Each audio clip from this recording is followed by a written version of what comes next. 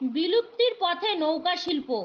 নৌকা মেরামতি ও নতুন নৌকা তৈরি বেশি হয় হুগলি জেলার বলাগড় গঙ্গার পাড়ে, তারপরেই কল্যাণী ব্লকের চাদুরিয়া 2 নম্বর জিপির বাবলাতলা গ্রামে।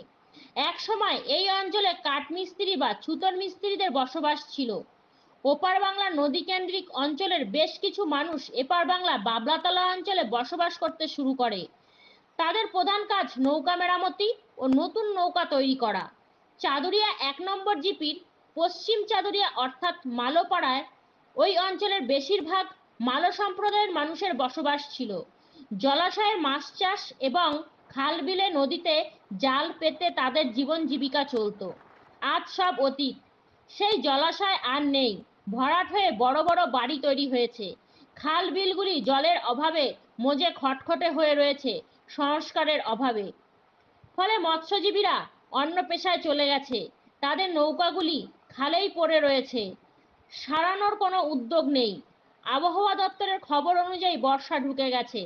আবহাওয়া দপ্তরের খবর পেয়ে নৌকা সারানোর ও নতুন নৌকা তৈরিতে জোর দিলেন নৌকা শিল্পীরা। বলতে কি যে নৌকা মানে প্রস্তুতি মানে কত টাকা লাগবে, কত খরচ হয় একটা নৌকা তৈরি করতে? একটা কাঠের উপর নির্ভর, আপনি যেভাবে করবেন সে মতো। যে কি কি কাঠ লাগে? শাল সেগুন কাঠ দিয়ে করলে বেশি খরচ, ঠিক আছে। এবারে এই যে নৌকাটা হচ্ছে, এই নৌকায় এখন যে কাঠের হচ্ছে আর কি, হ্যাঁ, শিলিগুড়ি শাল, হ্যাঁ, এই কাঠে করতে গেলে এখন 2 লাখ টাকা লাগবে টোটাল মিস্ত্রি বা কদিন লাগে এটা মিস্ত্রি? 15 দিন, দুটো মিস্ত্রি 15 দিন লাগবে একটা নৌকা কমপ্লিট করতে।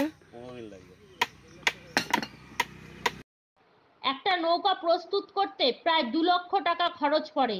মেরামত করতে 80 থেকে 90 হাজার টাকা খরচ পড়ে। 15 থেকে 20 দিন সময় লাগে। দুটো মিস্ত্রি বাবদ মজুরি প্রতিদিন 700 থেকে 800 টাকা, এমনটা জানালেন নৌকা শিল্পীরা। নৌকা শিল্প আজ হারিয়ে যাচ্ছে।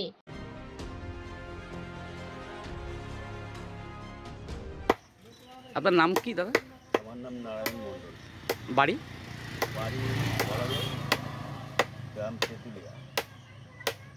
আপনারা এই নৌকায় কাজ করেন তাই তো? এই কাজই করি, রিপেয়ার কাজটাই বেশি করি। এটা রিপেয়ারই হতো, কিন্তু ভাঙতে ভাঙতে পুরো বাদ হয়ে গেছে, এখন নতুন করে হচ্ছে। কতদিন ধরে করছেন? কতদিন ধরে? হ্যাঁ, কতদিন ধরে করছেন এই কাজটা? 20 বছর।